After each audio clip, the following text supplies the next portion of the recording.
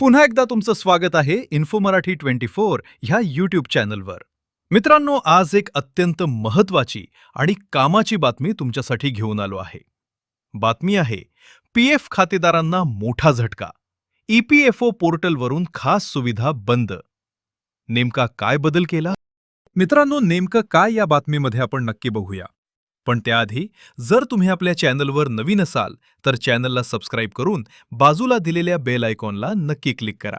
Video जर कामाचा आणि महत्त्वाचा वाटला तर व्हिडिओला लाईक करून आपल्या मित्रपरिवारासोबत नक्की शेअर करा. पीएफ खातेदारांसाठी महत्त्वाची अपडेट. ईपीएफओने आपल्या युनिफाईड मेंबर पोर्टलमध्ये मोठा बदल केला आहे.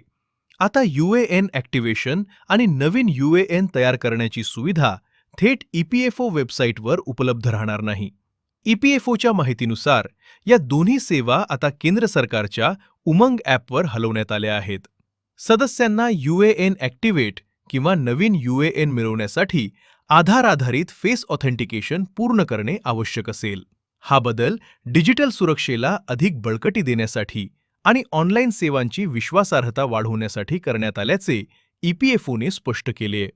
यासाठी सर्वप्रथम मोबाईलमध्ये उमंग ॲप डाउनलोड करा. त्यानंतर ईपीएफओ सर्व्हिसेसमध्ये जाऊन UAN services through face authentication हा पर्याय निवडा आणि स्क्रीनवरील सूचनांनुसार प्रक्रिया पूर्ण करा. दरम्यान ईपीएफओ पोर्टलवरील इतर अनेक सेवा जसे की डेथ क्लेम दाखल करणे पूर्वीप्रमाणेच सुरू राहतील.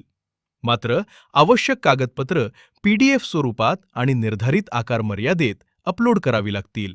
अलीकडेच ईपीएफओने आपल्या डिजिटल प्रणालीचे मोठे अपग्रेड आणि डेटाबेस एकत्रीकरण पूर्ण केले असून या बदलांमुळे काही सेवांच्या प्रक्रियेला सुरुवातीच्या काळात थोडा अधिक वेळ लागू शकतो. मात्र दीर्घकालीन दृष्टीने सेवा अधिक सुरक्षित, वेगवान आणि वापरकर्त्यास अनुकूल करण्याचा हा प्रयत्न असल्याचे संस्थेनं म्हटलेय. अशाच महत्त्वाच्या सरकारी योजना, ईपीएफओ आणि आर्थिक घडामोडींच्या ताज्या अपडेटसाठी आमच्या चॅनलला सबस्क्राईब करा.